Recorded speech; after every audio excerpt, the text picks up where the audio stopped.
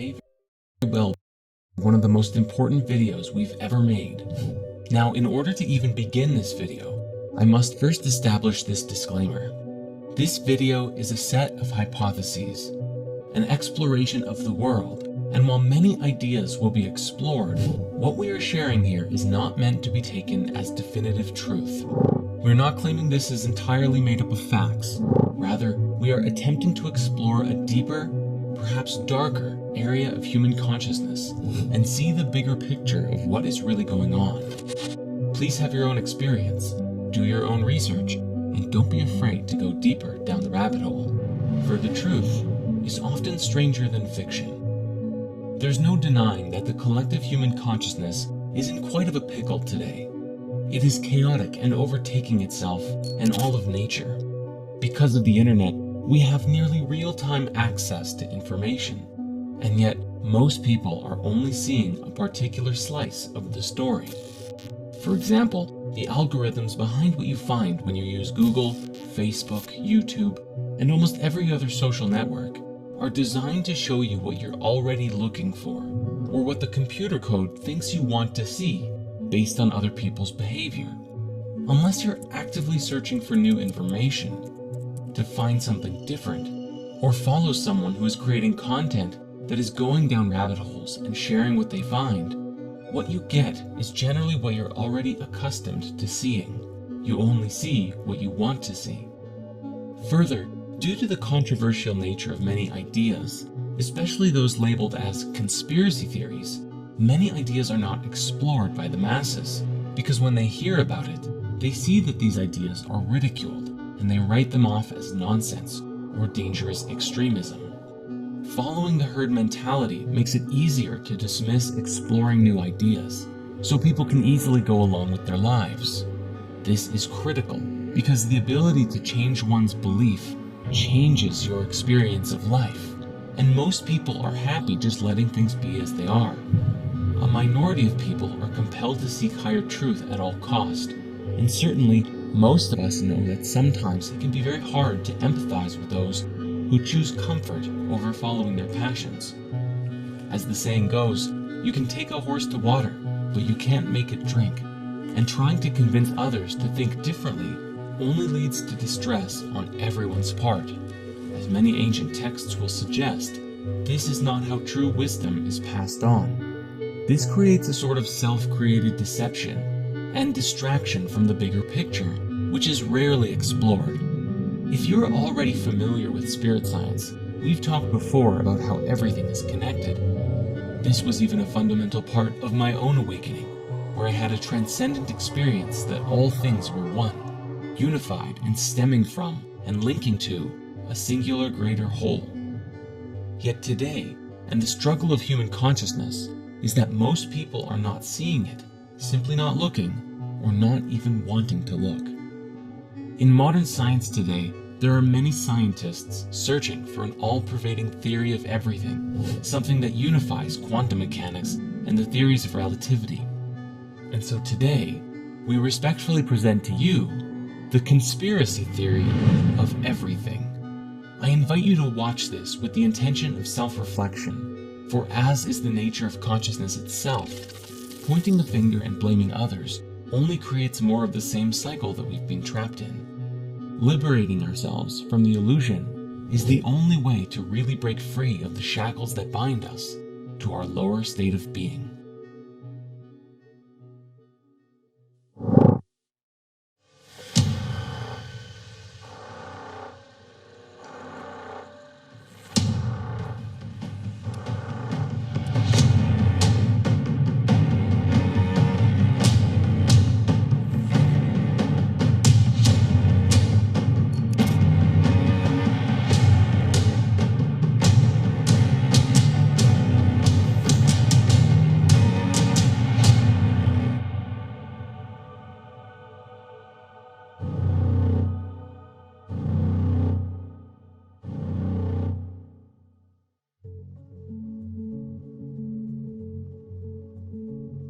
Our conspiracy theory of everything begins first with the demiurge. The demiurge is an ancient Greek and Gnostic concept describing a consciousness that is considered to essentially be the creator of the physical universe, but not the supreme creative force behind all things. A good way to explore this idea is through The Matrix, a science fiction story that suggests everything we think we know of as the real world is nothing but an illusion, a false world within which most are imprisoned, unable to effectively identify what is real. As people go about their day-to-day lives, they think that their world is authentic, but that every individual is truly plugged into an artificial reality severed from the real world. While people suffer, there is a tremendous benefit to the ruling overlords, who in the film were a form of AI. As it relates to us, this AI is in essence the demiurge. The demiurge was described as a force, a deity, or a consciousness who was responsible for the creation of the physical world and reality. However, in a way, it had imposed itself over top of the true reality, the supreme oneness that created all things. In this, it was a false god who had assumed authority over the world, masking the living beings, namely us, from the supreme truth, the highest order of creation, and making us believe that what we experienced as real, the physical reality that we are a part of, was the true, authentic reality, even though it wasn't.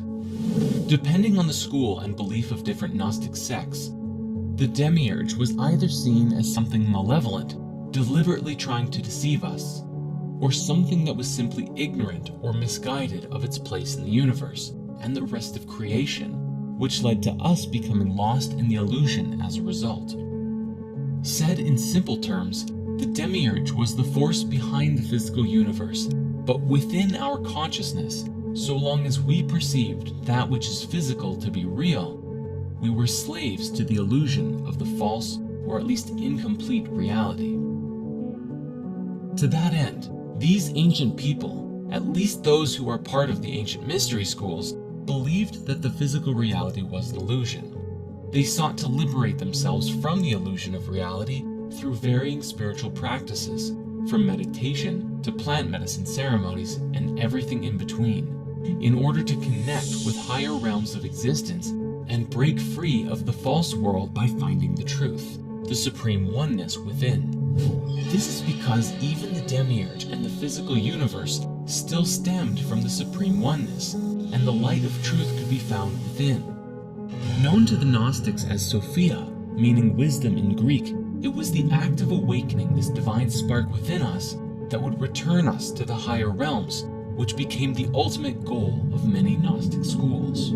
This is where we find the roots of enlightenment and light concepts from around the world, which teach that within this world of suffering, we can release ourselves from the illusion through various forms of mastery and self-discipline, both physical, emotional, and mental. This, of course, takes considerable effort and intention to do so. In essence, transcendent people do what is hard, and that's why their lives are easy. People in suffering do what is easy, and that's why their lives are hard. Fast forward to today, there is a tremendous volume of voices from across the internet, exploring ideas, concepts, and sharing a metric buttload of memes. But amidst the voices of the masses, we find a new concept emerging and being discussed in scientific and even some mainstream circles. An idea that proposes that the entire universe as we know of is actually a hologram or a simulation of some kind. Scientifically speaking, if we look at the cosmos from the perspective of quantum mechanics, there is a general acknowledgement that we really don't understand the universe like we thought we did. We are seeing the building blocks of the universe, the subatomic particles, the waves, behaving in ways that do not make sense in the context of classical mechanics, which reveal discrepancies in the laws of physics. Yet, the laws of physics still stand and apply in a practical sense when talking about our macroscopic world. But the fabric of the reality that we live in operates by rules that we have yet to uncover. The holographic universe seems in principle to be very much like how you might expect a movie and a projector to work in tandem. When you watch a movie, you enjoy it linearly, going through it one frame at a time, usually at 24 30, or 60 frames per second. The stories on the screen follow a narrative of some kind, and generally speaking, there are definite laws that make up the universe you are experiencing in the film. Yet, the quantum world, on the other hand, is like being able to observe the entire roll of film timelessly at any point, which includes zooming in on individual frames, playing things backwards, forwards, the sequels and prequels all at the same time. The particles and waves that make up our reality are non-linear and could potentially imply notions of retrocausality. And while they too follow their own set of laws, they are different from the world we exist in at a macro level. Another example of this is found in computer code.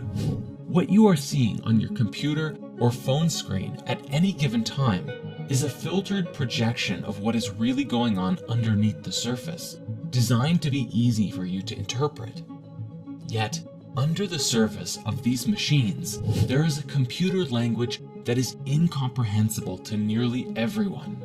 Languages like binary and machine code are too simple to make complex algorithms effectively in. Instead, programmers use higher-level languages designed to be understood by humans to write code that is then translated into the lower, base-level machine code and then binary at the bottom.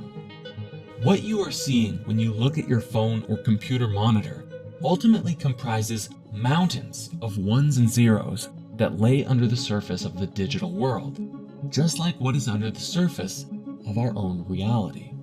You might be familiar with the ancient wisdom teaching, as above, so below, a concept that applies on several levels, describing that which exists in higher realities is a mirror of lower ones. So as with machine code and binary, ultimately all of that computational code is equal to and actively creates the digital experience on your devices. But they are two entirely different paradigms. This is the great challenge of modern science today, unifying quantum mechanics and general relativity, because we are unable to comprehend yet how the physical world and tangible substance, continuity, gravity, life, time, and consciousness emerge from this flux field of quantum information, which appears to operate by an entirely different set of laws related to statistics and probability.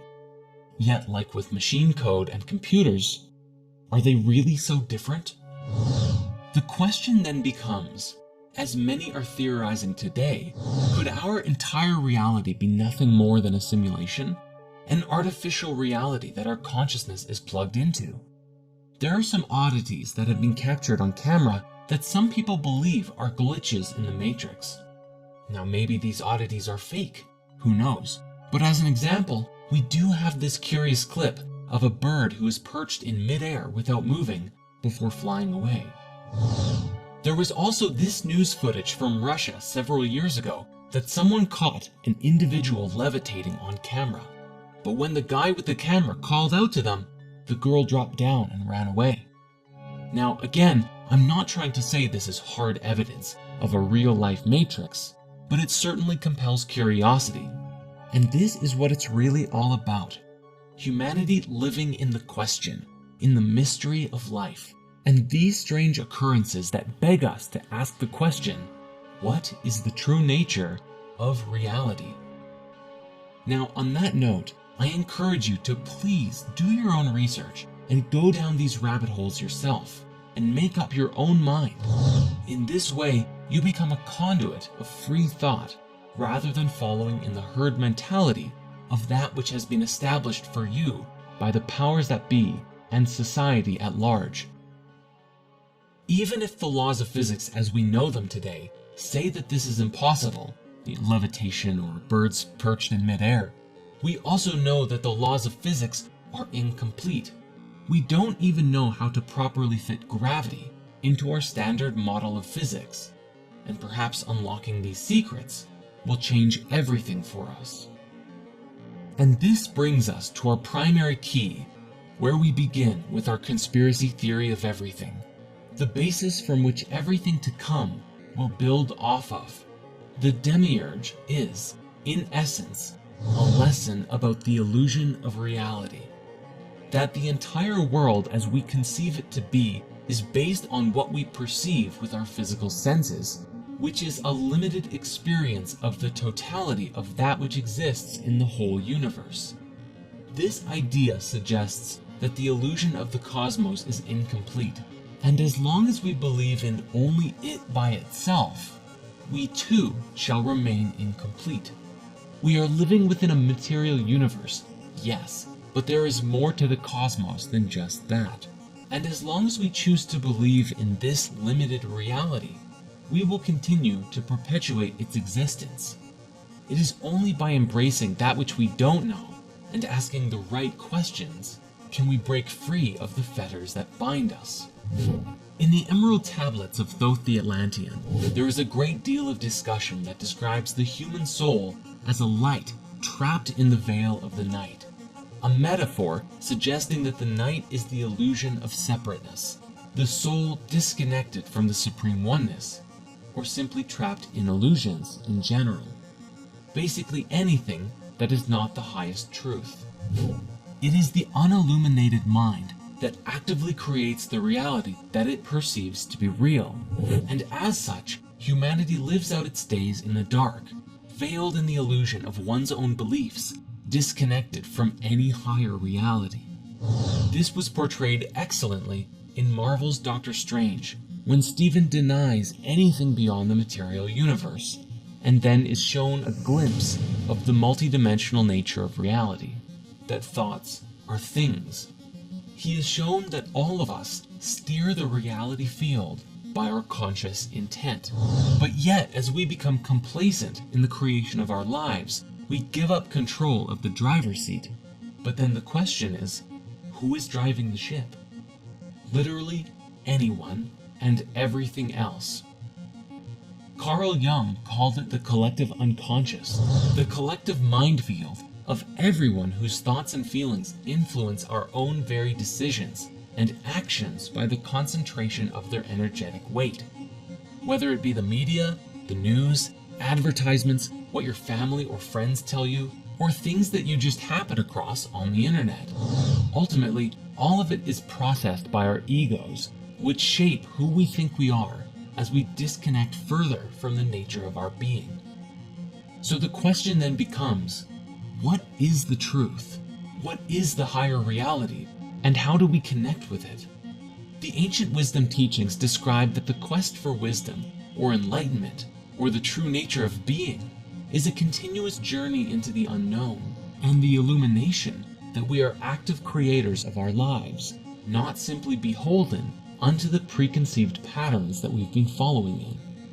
The great truth we must understand about the demiurge is that we are the ones who actively perpetuate its existence by believing in the physical universe as the ultimate reality.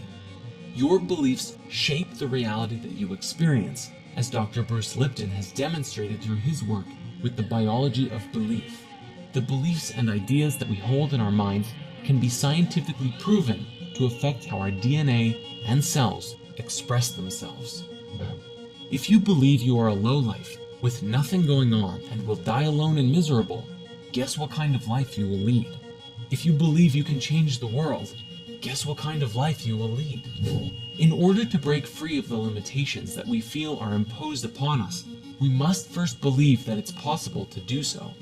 We must open ourselves to a greater truth, a greater reality, one that is beyond the demiurge, and perceive a cosmic truth that forever changes life as we know it. Yet, humanity is not paying attention to messages like this en masse, and there is a reason for it.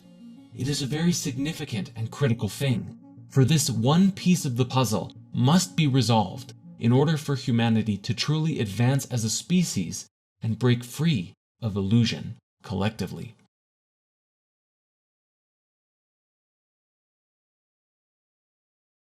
But with that, the mysteries of who is behind all of this aside, how exactly do the world elite control human consciousness?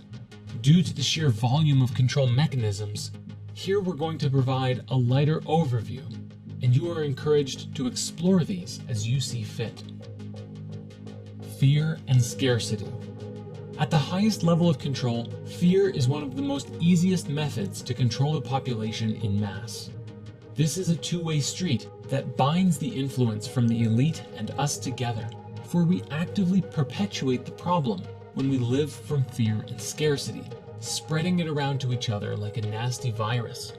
Fear can be used to corral people in all manner of directions, to take actions that are not in their best interest, or to give up their power and control to others. Our food. For the most part, all of the food that we're eating today is toxic, designed to subdue our creative energy, making us easily addicted to things that are unhealthy for us.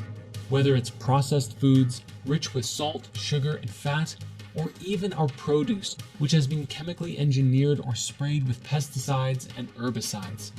We can see this with Monsanto, who have actually patented seed and GMO production, disallowed the ancient practice of saving seeds, and ultimately controlled the food supply, but have masked it as providing the world food.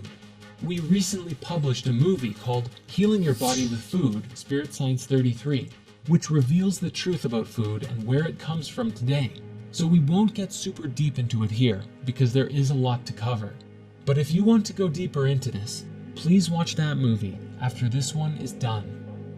Ultimately though, the bottom line here appears to be that we are what we eat, and most of us eat far too much, and in that consume too many harmful substances. Fluoride in the water. Some have said that fluoride is the metaphorical tears of the New World Order, and that it's their most widely used weapon against us. The idea, in a nutshell, is that governments put fluoride in our water supply in order to negatively affect huge populations and facilitate mass control, whether for financial gain through the health defects that it causes, or for the purpose of disrupting our connection to the spiritual planes. Any quick search of a fluoride conspiracy brings up notions that it calcifies the pineal gland, the organ in our brain that is often linked to consciousness and the third eye. The idea of the pineal gland being linked with consciousness originally came from the French philosopher Descartes, who argued that the interaction between non-local consciousness and the physical world occurred inside of it. If you dig into why water fluoridation began, you find a convoluted, suspicious mess, mostly centering around the aluminum production company Alcoa, who supposedly had a lot of toxic waste to spare that took the form of fluoride as a byproduct of aluminum production. After a single biochemist who was sponsored by them showed in a lab that fluoride affects cavities in rats in 1939, so the story goes, the first public proposal that the US should fluoridate its water supplies were made, not by a doctor, but by an industry scientist. Nowadays, our water is fluoridated in over 24 countries, mostly in the Western world. According to chemist and researcher Charles E. Perkins, who wrote the book The Truth About Water Fluoridation, repeated doses of infinitesimal amounts of fluoride will in time reduce an individual's ability to resist domination by slowly poisoning a certain area of the brain, thus making them submissive to the will of those who wish to govern them. While there are unsupported theories that the Nazis used the chemical in concentration camps, or the USSR in their gulags, the threat of fluoride isn't just a theory. The work of Jennifer Luke in the 90s showed that by old age, the pineal gland contains the same amount of fluoride as teeth, having been calcified as we age. Further, a huge review on fluoride toxicity published by the National Research Council in 2006 reported a range of negative side effects from fluoride, including decreased melatonin production and other effects on normal pineal function, which in turn could contribute to a variety of bad effects in humans. In fact, studies from Harvard and China's Shanghai Health Institute may even have linked fluoride to reduced IQ in children, and even suggest that it could be toxic to a developing brain. As well as being linked to certain types of cancer, it's also been shown to destroy the male reproductive system in rabbits. The bottom line is, the benefit to risk ratio on water fluoridation is unclear due to a lack of good evidence, with most people not even knowing that they're drinking it. If the conspiracy theories are to be believed, professors doing this research have been met with numerous attempts to discredit them. Stephen Peckham, director of the Centre for Health Services at the University of Kent and professor at the London School of Hygiene and Tropical Medicine at the University of Toronto, has had his research of water fluoridation rejected from dental health journals. He's even spoken out about being accused of statistics hacking and for research that made the link between fluoride and hypothyroidism. It seems as though someone does not want this info getting out. Entertainment and subliminal messaging. The entertainment industry has been a source of conspiracies for a long time, with often disturbing subliminal messages in children's entertainment, such as references to suicide and sex found in everything from Disney movies to SpongeBob. But it often goes deeper and darker. The entertainment industry, especially Disney, has seen several instances of hiring young children, making them into massive celebrities, making a fortune off of them, and driving them insane. This has also happened with the K-pop industry, with their so-called slave contracts that force the young singers into decades of servitude, having them work endless hour days and running them to the point of exhaustion. There are actually many instances of these young singers collapsing on stage due to exhaustion. This also links back to the conversation of pedophilia networks, for many celebrities have now spoken out about how bad Hollywood really is for pedophilia, including people like Brad Pitt, Elijah Wood, Evan Rachel Wood, and Corey Feldman. The news. The news often perpetuates a story that things are bad and getting worse. There is a consistent theme from the news of toxicity, and as people watch this in mass, we come to believe it, and thus perpetuate it. The people running the news command more attention by spreading this kind of information because bad news gets more attention than positive stories, and therefore, we continue to create this reality. When you're constantly looking at the world in a negative light, you are not looking at your own light. In fact, you don't even know that there is light within you. There is only darkness, shadows, and frightening imagery. And so what happens? But humanity falls further and further into a world of self-created delusion.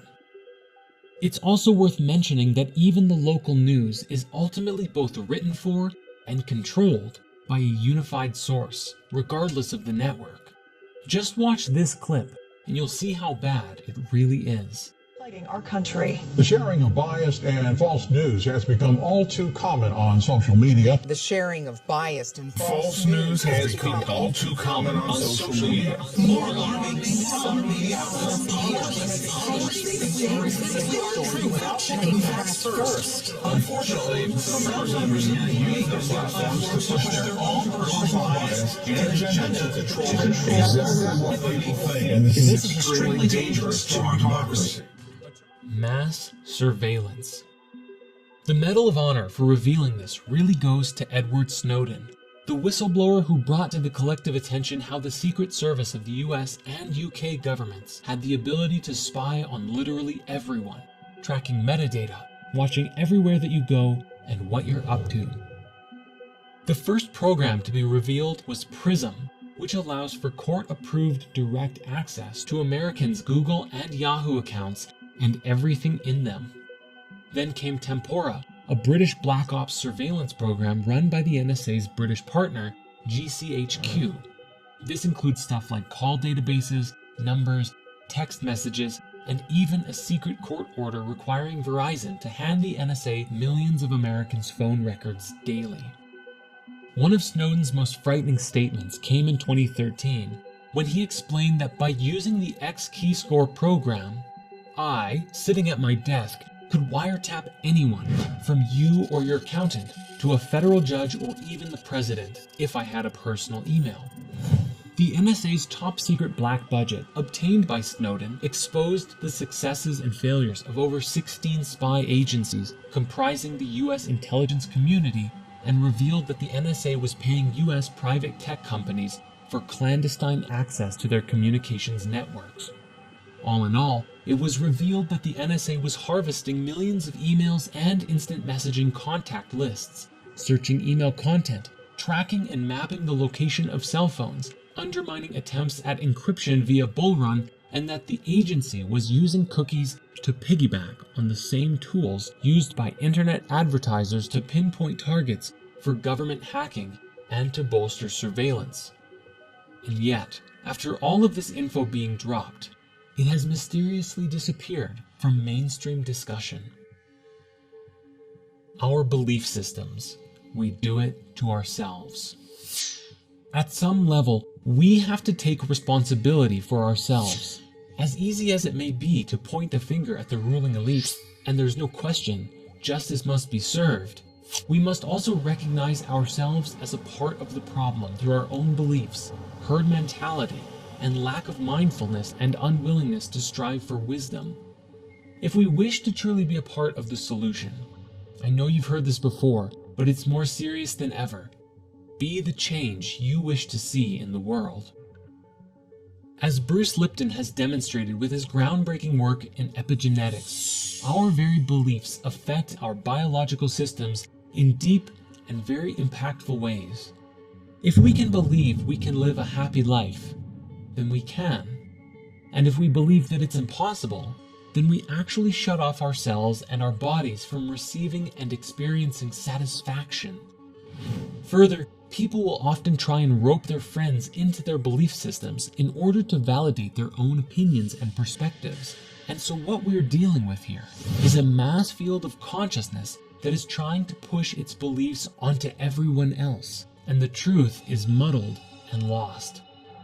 Generally speaking, all of this unconsciousness keeps us small, and we do it to ourselves. The collective mindset often appears to lack any interest in education, learning, wisdom, or connecting with truth, and in this may compel us to outrageous levels of stupidity. Now, at some level, we must be able to laugh at ourselves, because humans are notorious for often doing very dumb things. And in today's day and age, these things are often captured on camera and shared for all to see, which fills up Reddit and YouTube channels to no end.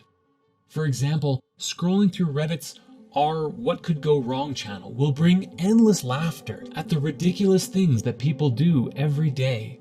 Yet, it is also a clear reflection of our lack of ability to generally exercise a higher consciousness on a regular basis.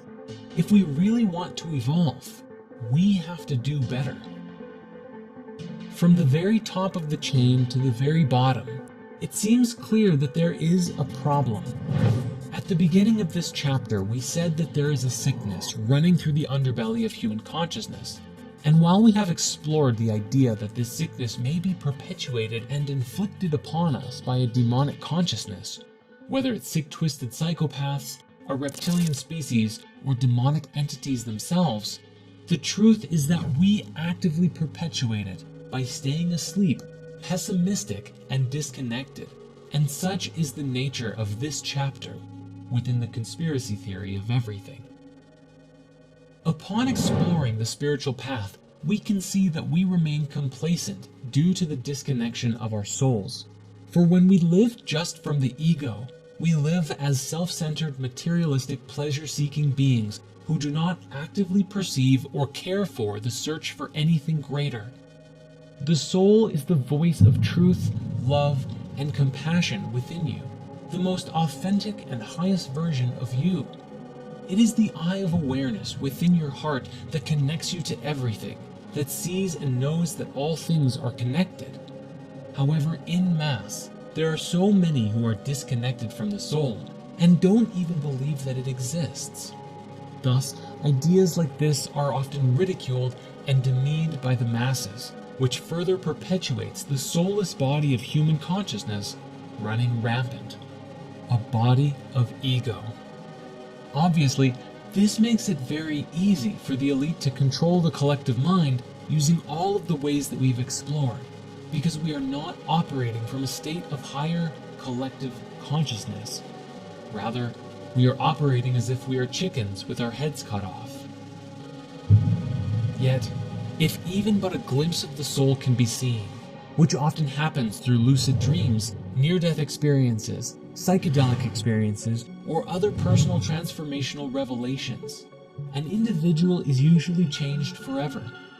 It is very difficult to go back to the way things were when you suddenly see and experience within that you are a part of something so much greater than yourself, and that your own thoughts, feelings, and actions have a direct impact on the world around you. How could you go back to being ignorant of this once you know a higher truth? We must be mindful that solving this problem must be taken from both ends of the spectrum. Those who are perpetuating the crimes against humanity, the mass manipulation, the pedophiles, the rapists, the murderers, all of them must be brought to justice. However, if we think this will solve all of our problems, we are sorely mistaken. For if we remain asleep and complacent, we remove one leader and a new one just takes its place, and the cycle continues forever. Thus, the other half of the equation is that we must also take it upon ourselves, each of us, to evolve our way of thinking, to heal the connection with our soul, and to be examples of what it means to be virtuous, soulful, and compassionate. But again, this is only still just the beginning, for our journey of waking up also stands in alignment with the evolution of technology and the introduction of new tech that will forever shape the future as we know it.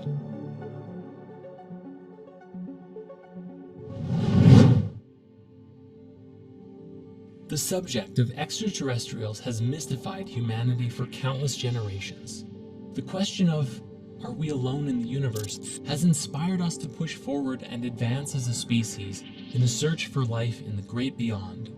But to this day, judging by the way people generally treat the subject, it would appear that we have yet to make any form of substantial contact. Yet, the awareness of a deeper truth, that something is being hidden from us, is regularly being leaked to this day. Let's start with some basics, which would be UFOs, which we all know stands for unidentified flying objects, or as they're starting to be called today, UAVs, unidentified aerial vehicles.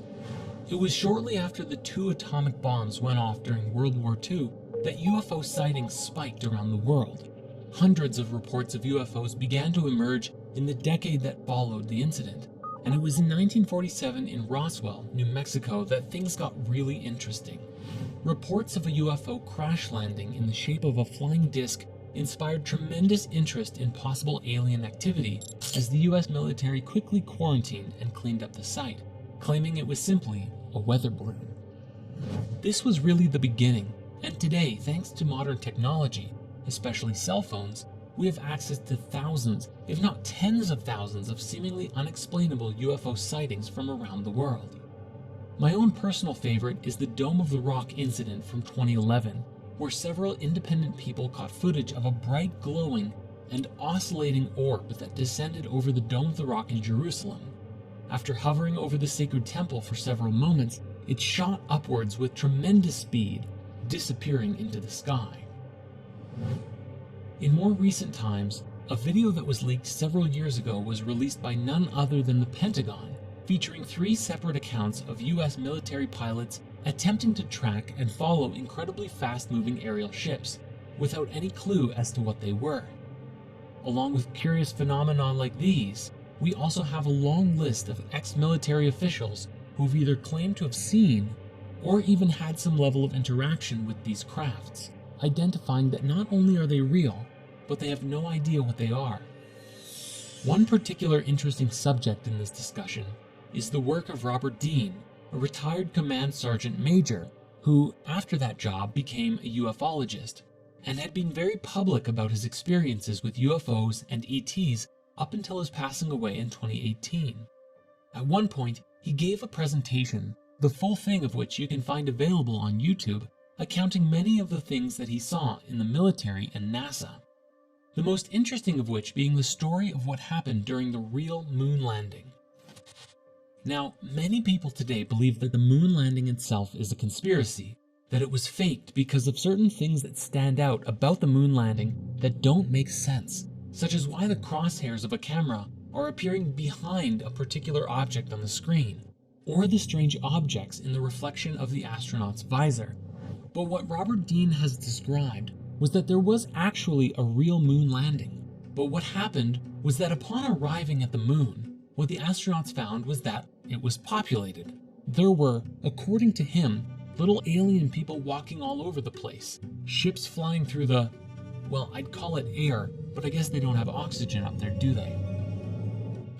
This was such a shock to the astronauts that after their visit they returned back with 40 rolls of film of what they saw, and NASA supposedly destroyed it. The thinking seems to be that the revelation of this truth was so out there that NASA buried the truth because of what would happen to the world if this was to get out. Now, I'm not saying that I'm in support of hiding the truth, but at the same time, think of how many religious beliefs would be shattered from this truth. How much chaos would be caused if all of a sudden our entire global paradigm was to change in an instant. Again, I'm not saying that they're destroying the footage, if it did happen, was a good thing, but at the very least, trying to see things from every perspective. Specifically, there was an ex-CIA operative who spoke with AJ Plus at one point, and she described that the single most important thing that she learned from her time as basically a spy was that everyone believes they are the good guy. So even if this event did happen, whoever it is at NASA who controlled all of the information probably did it believing they were doing the right thing. We will return to Robert Dean at another point soon because he shared something else that was very interesting. However, first we have to discuss this. You may be familiar with a man named Bob Lazar, one of, if not the first, to come forward with inside leaks about the secret government UFO programs. He claimed to have been hired in the late 1980s to reverse engineer purported extraterrestrial technology at what he described was a secret site called S4, a site similar to, and rather close to, Area 51. He described that he had access to a recovered UFO ship and for several years was attempting to discover the secrets of how it worked. Lazar claimed that the propulsion of the studied vehicle was fueled by the chemical element with the atomic number 115, known today as moscovium, or E-115, which at the time was named unimpentium, since it hadn't been created yet. However, it was first synthesized in 2003 by a joint team of Russian and American scientists for real. He said that the propulsion system relied on a stable isotope of E-115, which supposedly generated a gravity wave after being excited by livermorium, element 116, during proton bombardment. He argued that the decay products brought about by the reaction between the two elements would include gravitons, a hypothetical quantum particle that is thought to be responsible for gravity. In his new Netflix documentary, he used the analogy that the craft is kind of like a bowling ball. If you were to put a ball onto a piece of fabric or your bedsheet and then proceeded to push down on the areas around it, the bowling ball would fall forward into the bends and gaps that you create around it. In this way, the craft would kind of just fall through space by distorting space-time around it, like in a continuous rolling motion. This is what allowed the vehicle to fly and to evade visual detection by bending light around it.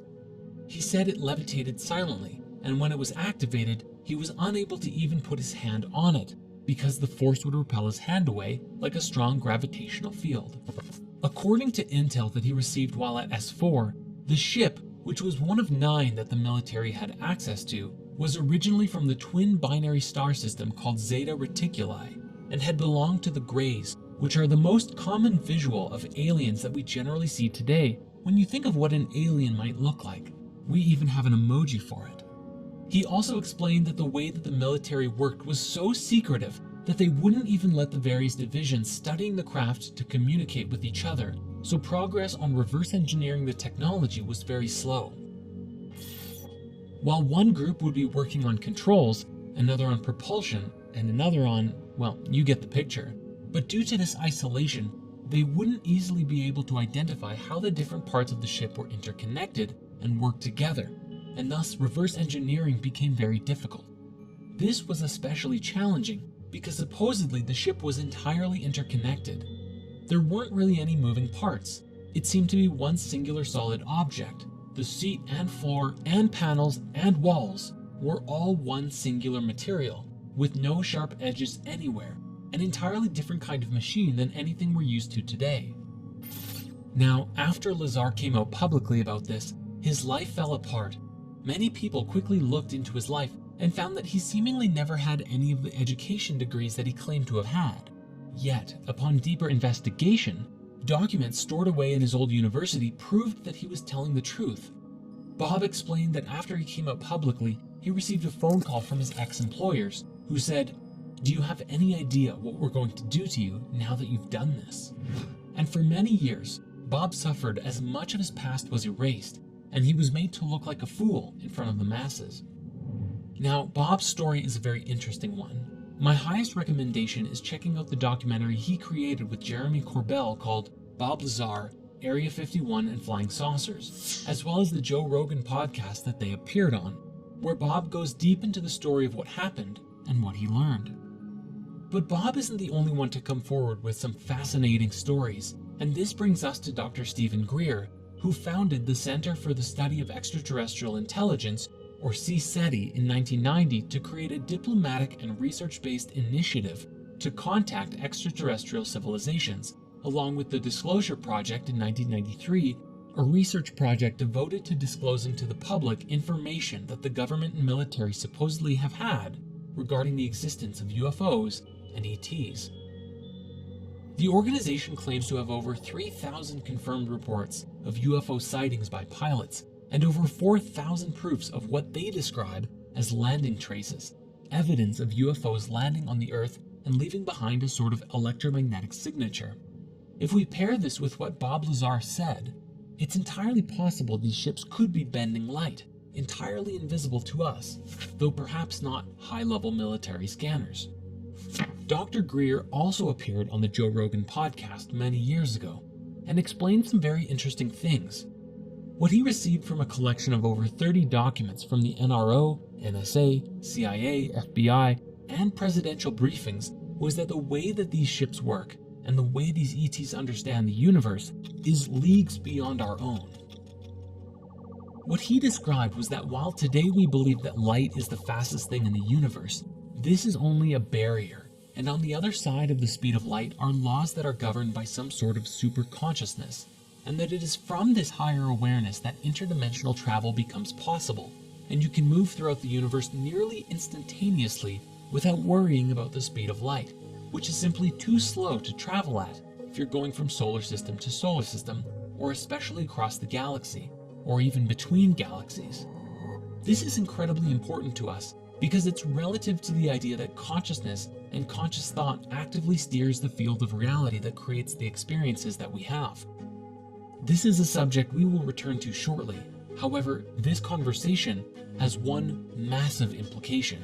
You see, one thing that Dr. Greer explained was that the significance of alien life to us isn't really all about ETs at all, but about technology. The very instant that it became available would completely transform life on Earth forever. Imagine suddenly being able to travel to distant planets or explore the universe, and forget about having power to fuel the entire world's energy requirements forever. You'd have enough power to blow up a planet if you wanted to. This has tremendous implications to it, and may even be part of the reasoning for keeping the technology hidden for now. The question arises, is this technology hidden so that only the secret rulers of the world can have it? Or is it because humanity is not yet ready to inherit such a gift? One final piece in the ET and UFO conspiracy is the concept of the hoaxed alien attack. This comes from the late Dr. Werner von Braun, the top Nazi scientist of Hitler's army, who, after World War II, came to the United States to work for the US government. Funny how that happens. And on his deathbed, he theorized that after a war with the Middle East, one day there would be a hoaxed alien attack, which was a part of the secret plan to weaponize space and control the world. He actually urged Dr. Rosen, his secretary, to thwart this plan above all else, because if it were to come to pass, and space was weaponized, whoever controlled these powers would have complete and supreme control over everyone, and the world would fall under the complete control of the oppressors. Now, the subject of ETs does not end there, however, because there is also the reptilian conspiracy, most famously brought to the public attention by the British conspiracy theorist David Icke. It's become one of the most infamous and popular conspiracy theories ever, sparking numerous parodies and commentaries in the media and TV shows. To put it simply, Ike believes that an interdimensional race of reptilian entities known as Archons have hijacked the Earth and are stopping humanity from realizing our true potential. He has argued that these Archons are the same beings mentioned in many Gnostic texts that have identified themselves as demons and rulers of the 7 planets in various traditions, mostly having the ultimate goal of preventing souls from leaving the material realm. He claims that because of this, they have gone by many names throughout history, including the Anunnaki from Sumerian myth and the Watchers and Nephilim from the Book of Enoch. He argues that human sacrifice to the gods in the ancient world was actually for the reptilians' benefit, especially the sacrifice of children, because he tells us that at the moment of death by sacrifice, a form of adrenaline surges through the body, accumulating at the base of the brain, and is apparently more potent in children, something that is today reminiscent of adrenochrome. Bringing it more into the modern day, he claims that a genetically modified human Archon hybrid race of shape-shifting reptilians, known as the Babylonian Brotherhood, or the Illuminati or Freemasons to us today, manipulate global events to keep humans in constant fear, so that the Archons can feed off of the negative energy that this creates. Now, he has also claimed that the members of this secret elite are descended from reptilians coming from the Draco constellation. He stated that the reptilians come not only from another planet, but also another dimension, the lower level of the 4th dimension, which he calls the astral plane, the one nearest to the physical world. As of 2003, when his books originally brought this theory out, he said that the reptilian bloodlines include all American presidents, 3 British and 2 Canadian prime ministers, several Sumerian kings and Egyptian pharaohs, and a whole bunch of celebrities. Remember when that article went viral about how Justin Bieber supposedly turned into a giant reptile in front of everyone? Some of the most prominent bloodlines are said to include the Rockefellers, Rothschilds, various wealthy European families, and established families of the eastern United States, and the British royal family. In fact, he said in numerous interviews that he saw former British Prime Minister Ted Heath's eyes turn entirely jet black while the 2 men waited for a Sky News interview in 1989. Ultimately, the global elite make up the top of the pyramid for the reptilians in modern day, all with the intention to keep us sedated and trapped in this reality without gaining a higher knowledge. At the top of the global elite are what Ike has referred to as the prison wardens, who oversee us in what is, to them, just a prison world. Along with the New World Order, their main goal is apparently to create a microchipped population, a one-world government, and a global Orwellian fascist state, a brave new world, which he claims will be a post-truth era where freedom of speech is denied. And how are they planning to do this, you might ask? Well, if Ike is to be believed, then the Brotherhood either created or controls everything. Things like the United Nations, the International Monetary Fund, Round Table, the Council on Foreign Relations, Chatham House, the Club of Rome, the Royal Institute of International Affairs, the Trilateral Commission, and the Bilderberg Group, as well as the media, military, CIA, MI6, Mossad, scientific publications, most religious doctrine, and even the internet. In other words, they control every aspect of our society and can make us believe what they want, when they want. Before we move on, I think it's important that we now revisit Bob Dean and a particularly interesting story that he shared during the European Exopolitics Summit in 2009. He described that he was attending his son's retirement ceremony from the US Navy in Washington, D.C., and at this event, there were a great deal of active and retired generals, admirals, captains, and more. One particular retired Navy scientist approached him and said, "Hey, I know you. You're that retired command sergeant major who has opened up about the UFOs. I have a story for you.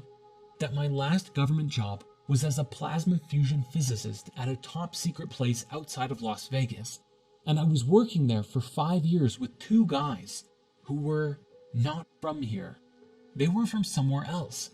Delightful people, supporting us in figuring out plasma fusion, which equates to infinite energy forever." The man said, "After a few years of working with these guys, I approached one of them and asked, "Okay, what do you really think of us, humans, as a species?" And the alien said, "Well, since you've asked, we think you are a primitive, savage, and dangerous race." The other alien, who was listening in, then leaned in and said, "And you also smell bad." And he explained that it's not really about our bodies, although yes, we have polluted our bodies and the earth to a wild extent, but that we also have a psychic odor about us. Our thoughts and feelings are so negative that other higher species find it terribly offensive. While this story is actually kind of funny, it's also something that we should take very seriously. According to the reports and expressions from many whistleblowers, the other species who are interacting with us are actually mostly benevolent, and if we can really listen to what they have to say and do some meaningful self-reflection, it may just help us to clear out our own negativity, release ourselves from any reptilian or other controlling influences, and put us into a position to meet some really cool otherworldly species.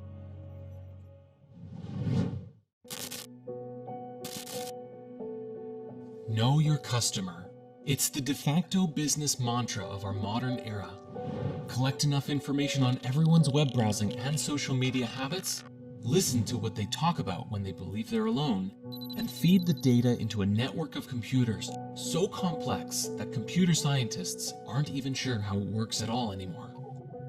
This complex neural network of computers, data, and programs are then linked to nearly all of us through the apps and web services that we use on a daily basis, spitting out products, content, and suggestions catered to individual desires better than anything that has ever been done before, keeping the masses glued and engaged on their phones, tablets, and desktops like nobody's business, and have been specifically designed to manipulate our thoughts and feelings in order to keep us using the apps longer, get our friends and family engaging, and spend more money in the process.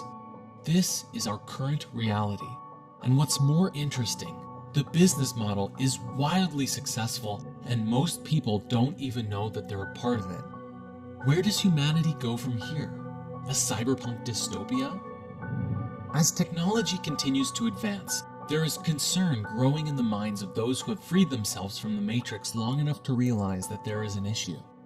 As technology continues to evolve and humans become more integrated with it, the line seems to blur between what is real and what is not. Then again, if all of reality is an illusion anyways, does it even matter? Let us begin our exploration with the software that currently exists today that begins to blur the lines between reality and illusion. Deepfakes. Technology is just now reaching a point where we can produce videos of just about anyone saying or doing things that they otherwise wouldn't say. President Trump is a total and complete dipshit. Granted, this technology is still in its infancy, and while that clip itself can easily be identified as a fake, every day as it improves, it becomes more and more difficult to tell the difference between deepfake and reality. Even today, it's being used in nefarious ways, including making porn videos of celebrities by taking their faces and applying them to other bodies. As time goes on, we may exist in a world where across the internet could exist countless videos of famous people, celebrities, politicians, all saying things that they would never otherwise say. And what happens when it gets so good that nobody can tell the difference? The real and fake versions arguing over which one is authentic. But of course, this is only the beginning of our technological conspiracies and how we slowly lose touch with our world as we enter into new ones. One of the biggest growing concerns in the world is the belief that the powers that be are attempting to control everyone through advanced microchip technology. For while each of our mobile devices already track and monitor us, the microchips could be used to monitor and potentially even manipulate thoughts and emotions on a mass level, just like Facebook and Google are already doing today. The powers that be wouldn't just be watching you on the outside, they'd be able to monitor everything inside, everything about you, down to what you think about. This technology, combined with an AI that can associate complex combinations of states within your physiology, predicting future behaviors and affecting our perception and decision-making processes, a very scary and possible reality becomes available to us, one where we integrate with technology. As we know, this is already happening on some level right now, with the algorithms actively recording everything you search and serving it back to you on a silver platter. This, however, would be a far more invasive integration, and what's even crazier to consider is that people would do it voluntarily. You see, very few people are going to just allow this technology to be embedded in their bodies just so that the government can monitor them.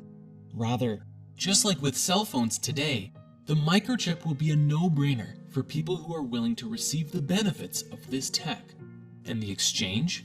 Intimate access to your personal information. Everything you see, think, feel, touch, taste, and so on. But what kind of benefits would there be? Well, at the earliest level, which Elon Musk has already announced with Neuralink, is that by connecting a very few tiny wires directly into your brain, they could theoretically overwrite neural patterns of depression, anxiety, and even help heal spinal problems, among other things. But in the grand scheme of things, and with a great deal of innovation, where this technology seems to go is into the realm of having a sort of telepathic link to the internet. When you have a question, instead of pulling out your phone and searching for the answers on the internet, you can access all of the information instantaneously about anything that you want. For others with the implant, you may find yourself connecting to others in a pseudo-telepathic kind of way, where your thoughts and feelings could be personally shared with others in real time, communicating beyond words, but with a language of images, pictures, and even sharing experiences. This would allow you to connect with others both mentally and empathically as well, which could bring people closer together. This would fundamentally change the education system too, for who needs school when you have instant access to every bit of information known to mankind right there in your mind? This chip could theoretically support you in downloading information thousands, if not millions of times faster than reading or watching documentaries. Much like Neo in The Matrix, downloading a lifetime worth of fighting techniques and becoming a kung fu master in a single day, this level of integration could be possible with this kind of technology. Imagine if you wanted to become an amazing artist or learn everything there is to learn about programming, quantum mechanics, or even becoming a professional accountant or lawyer. So why not just spend an afternoon or evening downloading and installing courses directly into your mind? You could theoretically condense 6 years of intense university studies into a weekend and have the exact same level of knowledge, or even greater knowledge, compared to someone who took the time to learn it the old-fashioned way. And as more and more people integrate with technology, it may even lead to a collective hive mind, where everyone's own brains become processors for a collective consciousness shared amongst all integrated people. On the one hand, it's very much like the Borg from Star Trek, but on the other hand, it seems to relate with many ancient writings, such as the Hermetic texts, as well as ideas that people like Stephen Greer have put forward. The idea that there is only one consciousness, and while all of our bodies appear separate and perceive disconnection from one another, ultimately, we're all sharing the same consciousness within the source field. The advent of this kind of technology would have earth-shattering implications for all of us, and life would never be the same.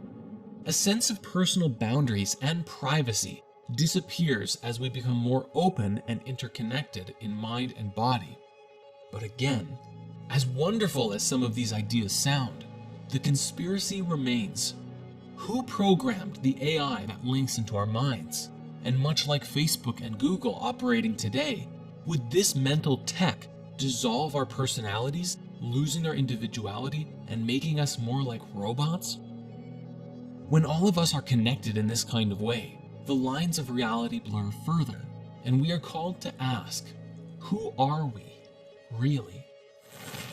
Yet the microchip technology is really only the beginning for how we might connect through tech, because where things could go are directly into the realms of something straight out of a sci-fi movie.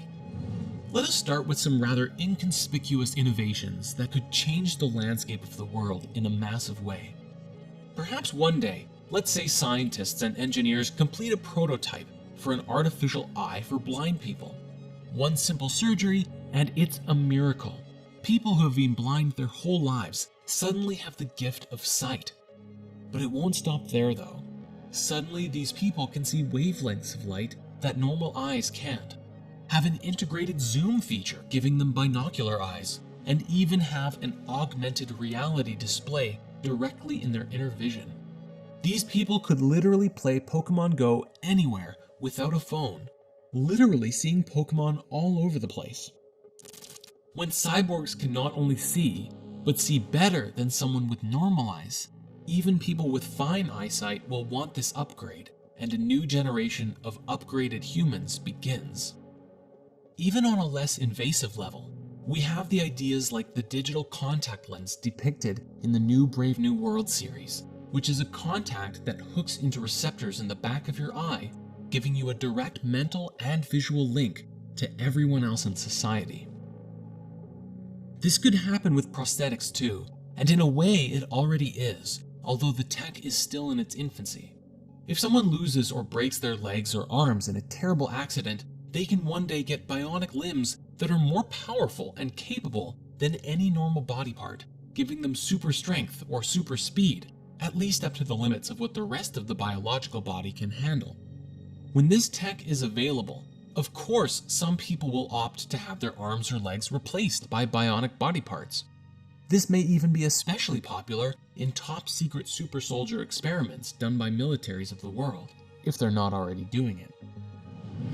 Ideas like this have also been made popular in pop culture, such as with the cyborg in Treasure Planet, or Ed Elric from Full Metal Alchemist. But speaking now to integrated experiences, let us shift our focus for a moment to consider VR. It's not impossible to think that something like the Oasis from Ready Player One could be right around our doorstep, a massive multiplayer online universe that puts you into the experience through VR technology. This could, and likely would, lead to a form of mass exodus from real life, as people begin shifting their lives into this digital realm. Why go to work in an office when you can work from any conceivable place in the universe? And then instead of spending time with friends at the bar after work, why not go hunting dragons together? Instead of playing racing games on your iPad, why not go and actually experience a race yourself? Completely immersive, yet safe from the comfort of your home. With all of the suffering in the world and the fantastic possibilities offered by VR, some people might seek out a life spent mostly or even totally in-game. And while everyone is inside of the game, what would happen to the real world? If we are not careful, we may end up with a reality like Ready Player One, with massive slums taking over as people spend less and less time in the physical dimension. Why bother fixing the real world when the in-game world is always perfect, beautiful, or at least exactly as it's designed to be? But even this is not the end, and the lines around what is real begins to blur until you can't even see the line anymore. One day, it may even become possible to transport your entire consciousness into a game. This concept was demonstrated powerfully by a show called Sword Art Online, in which a VR headset allowed individuals to leave their body behind as they enter into an entirely virtual reality. Your body is unconscious, you're not even aware of it, and you experience reality as if you are physically running around in Azeroth or Minecraft, Hyrule, or literally anywhere that you want, as anyone that you want.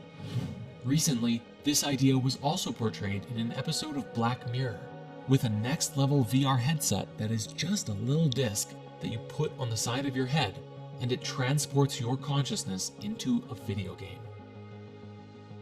As you enter into a world where you can literally do anything, like fly, use magic, go on epic quests, or even just spend an entire summer fishing by a beautiful lake in paradise, the question becomes, why spend any time in the physical world at all? Do you want to have a super powerful body? Or a super sexy one? How do you want your face to look? You can customize it to your liking freely. Since this technology would connect directly to your brain, it could even stimulate sensations like getting drunk, taking psychedelics, or rewiring your thinking patterns to be however you want. If the only concern of having to unplug is eating and going to the bathroom, then undoubtedly someone will create a technology that makes it so that that isn't even an issue, and you will truly never have to leave. One might also wonder exactly what would happen to your physical body if you were to rewire your consciousness and brain inside of the game world. Would it change your body appearance at all? A mass exodus from the physical world would create tremendous changes within humanity, as part of the human race strives to live in this new world, and another part rebels against it, or simply cannot afford to play the game. Further, once brain integration happens and mass data is collected on people's reactions to certain stimuli or events, the artificial intelligence could skillfully filter and alter your perception in reality, or completely guide your experience in VR so that you rarely, if ever, have a desire to stop using it. All this technology, especially putting your consciousness into a game, will at some point give the game creators an awareness of everything about you, your thoughts, your feelings, your choices, and it would allow anyone with the know-how to monitor you on a very intimate level. And yet, most people will probably skip past the 50 to 100 pages of terms of service and press accept anyways, because the ability to shoot fireballs and fly is waiting for them on the other side of the sign-up page. And seeing the pinnacle of all of this together, as humanity grows and becomes more advanced and can even create an entirely robot body, if we can transfer our consciousness, our thoughts and memories into a machine, then we could exist with a robot body just like Ultron himself. When that day comes, we will be forced to ask, what constitutes a human being? Now, to some people, this already sounds amazing and can't wait for the future. However, the conspiratorial aspect of this comes in the form of a question. As we step into the next 100 years of change and beyond, who is really running the show? The foundation of the internet as we know it is rooted in algorithms beyond anyone's understanding, designed almost entirely for the purpose of profit and marketing. Who controls these algorithms? Who dictates what we see? Currently, our attention is essentially open to the highest bidder. But is it possible that the AI itself could take us all over? And if we are integrated into this collective mind, is it possible for someone to simply decide what we think and feel? Even when the internet was in its infant stages, people were fantasizing about free and open access to information revolutionizing the world. And while that tech did become available, social media has also come to the forefront and allowed some of our worst primal instincts like tribalism and manipulation to resurface with greater strength than ever before. To go deeper into this, we must acknowledge that we're all responsible for our own behavior. But as far as social media is concerned, how we use this technology is also beholden to those who created it. In a recent Netflix documentary called The Social Dilemma, several ex-employees of many social media tech giants like Google, Facebook, Instagram, and more sat down to reveal what they had inadvertently created with this pioneering technology: a monster. They explained that they have created a world in which billions of lives are affected by the decisions of a small number of programmers, a social reality in which, through the way that the apps and software work, it facilitates very small and subtle changes in the way that people think and feel.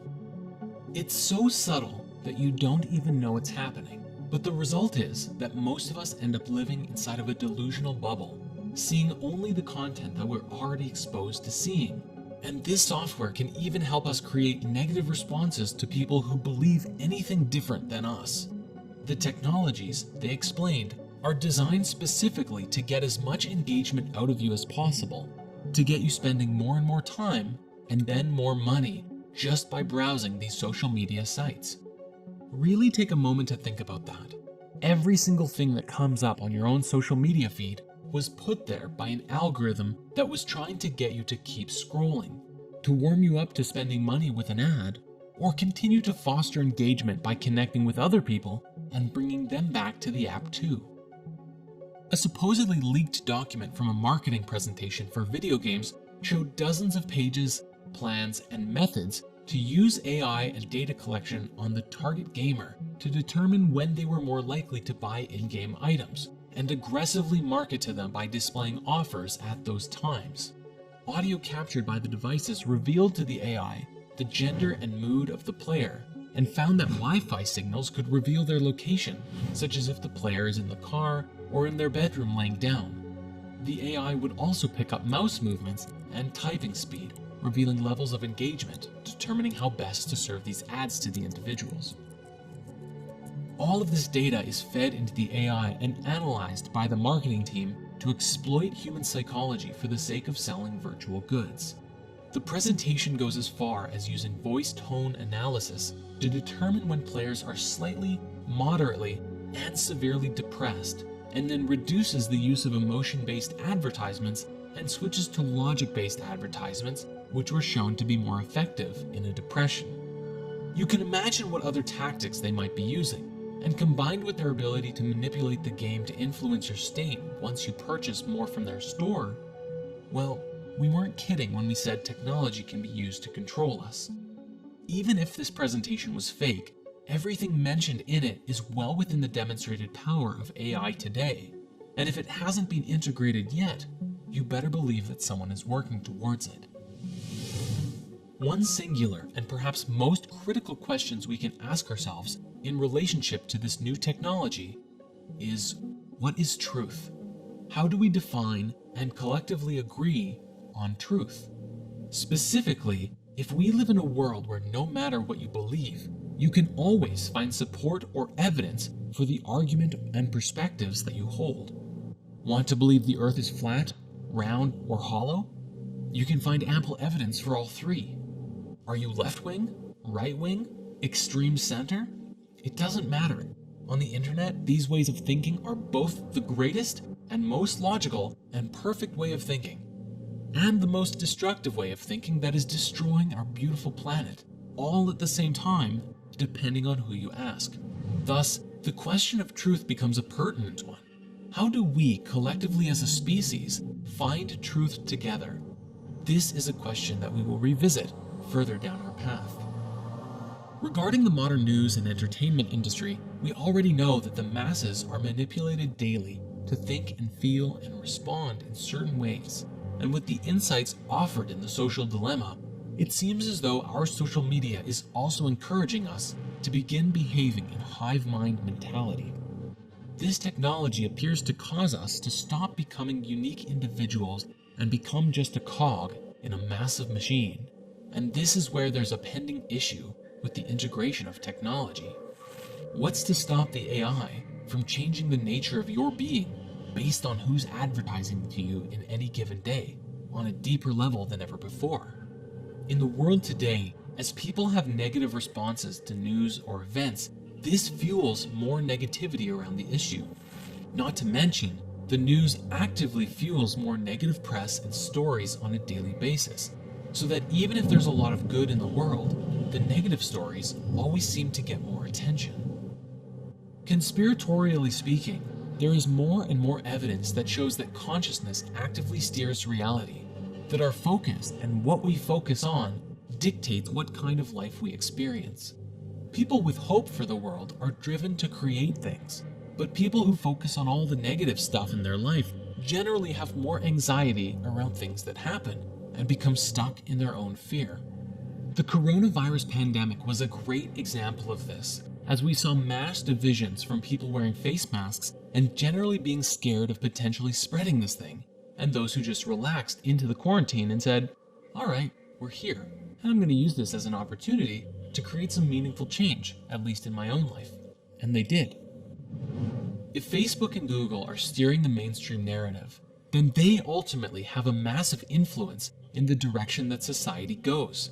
They could design their systems to create peace and prosperity in the world, but their core focus is profit, which is good for business. So why would they change their business model?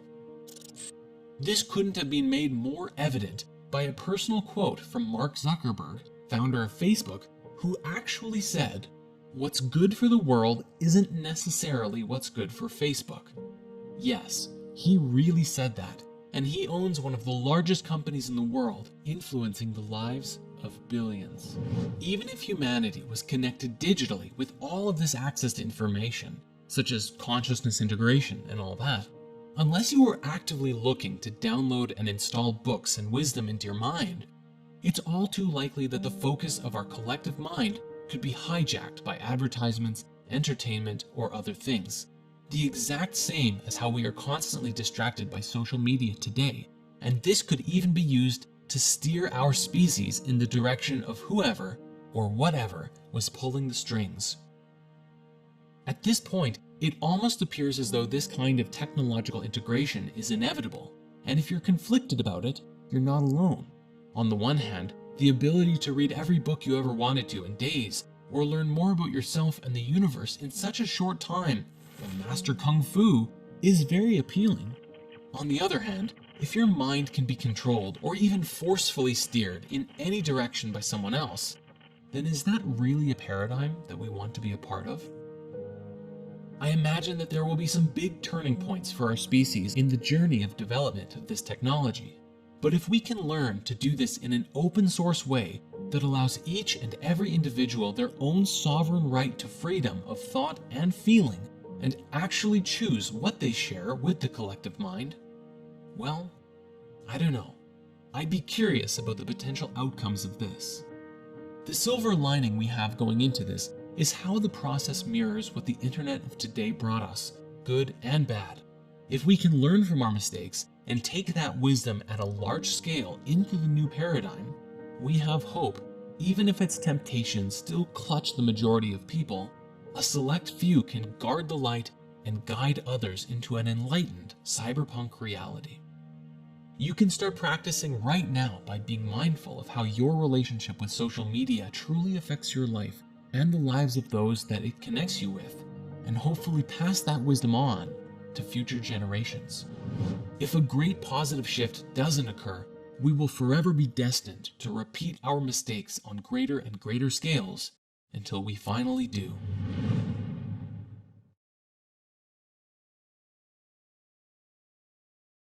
As we've seen so far, humanity is undergoing an exponential increase in veils being lifted, and we are seeing life being stirred up and changed like never before.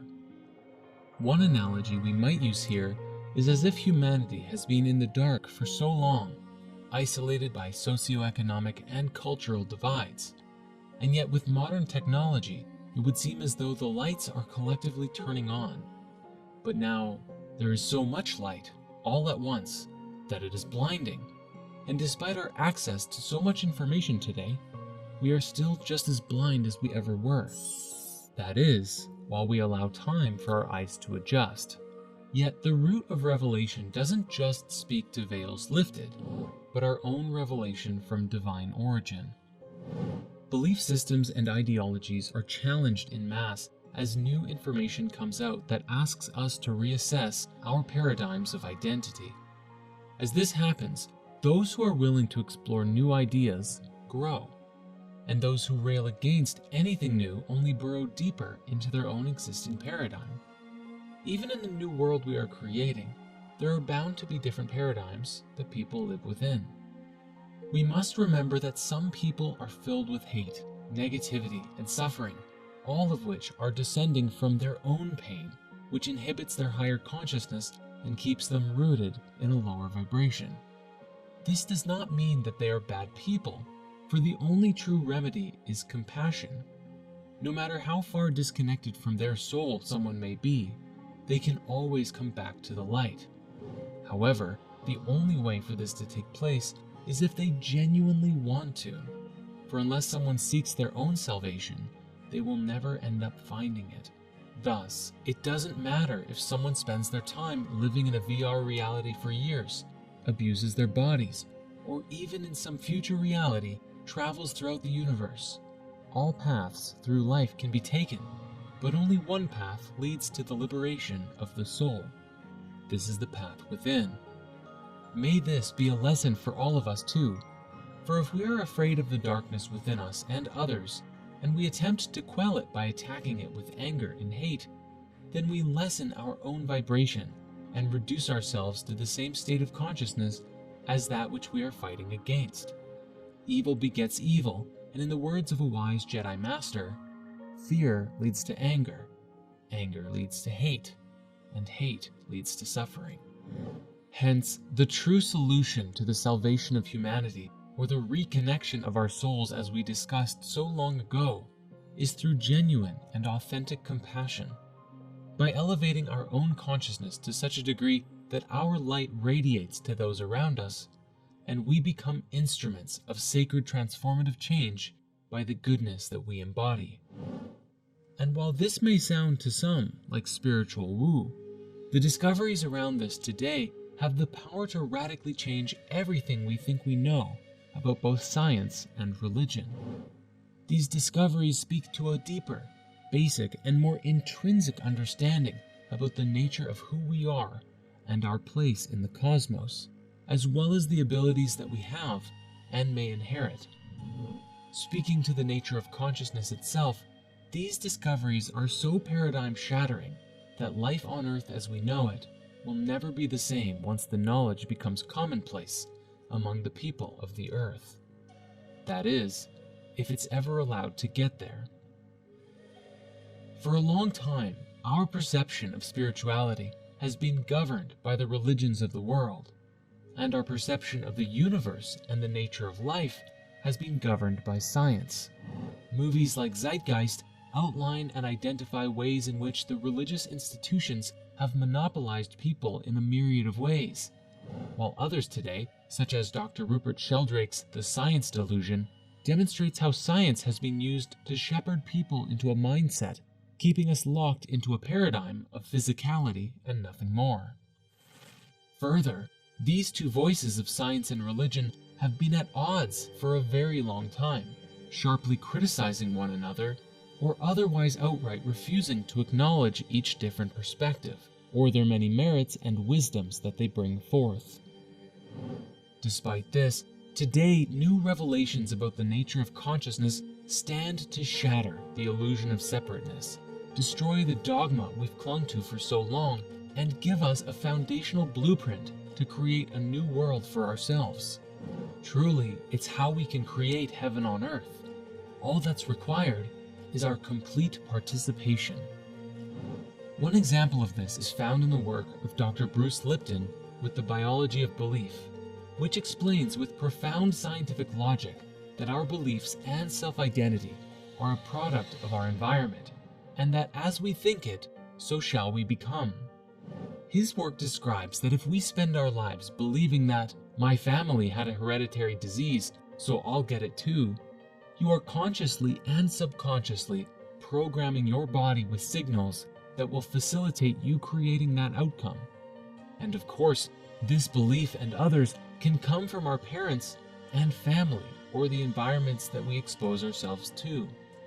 When we look at all of our childhood programming together, we find today a mashup of countless different media programs and entertainment, news stories, passed down rhetoric and ideas that we received from friends and others around us.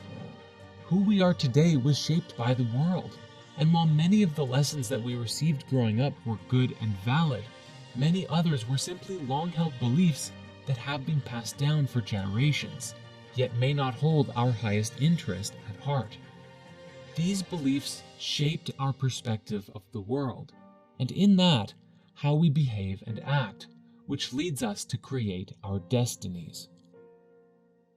As it would seem, many of the belief systems we hold on to disempower ourselves from being able to live our lives to the fullest. Further, many of the largest industries today are built upon previous paradigms, and so their continued growth means the limiting of this new understanding. For example, we return here to the pharmaceutical industry. If you help someone cure their depression, it's very difficult to justify charging them thousands of dollars a year for a prescription. It is far easier and much more lucrative that their depression or illness will be with them for a very long time. We must understand that the environment has played a very significant role in the creation of our collective reality, even from the moment that we were conceived, and all of the experience that we've had since birth. And while birth defects do exist, Bruce's research says that 95% of people have perfectly fine DNA and can change how their genes are expressing themselves if they will it so. For some, this may be easier than it is for others, but it's very empowering research nonetheless. If we can change the signals our bodies are receiving, the thoughts and feelings we tell ourselves and receive from others, the places we live, the music we listen to, the food that we eat, the entertainment we watch, all of these aspects will play a role in reshaping our lives by influencing us from surface to very deep levels. As Bruce's work suggests, it doesn't matter what ails you. If you can address the root cause and provide yourself with a stimulus of a higher vibration, there is nothing that you cannot heal.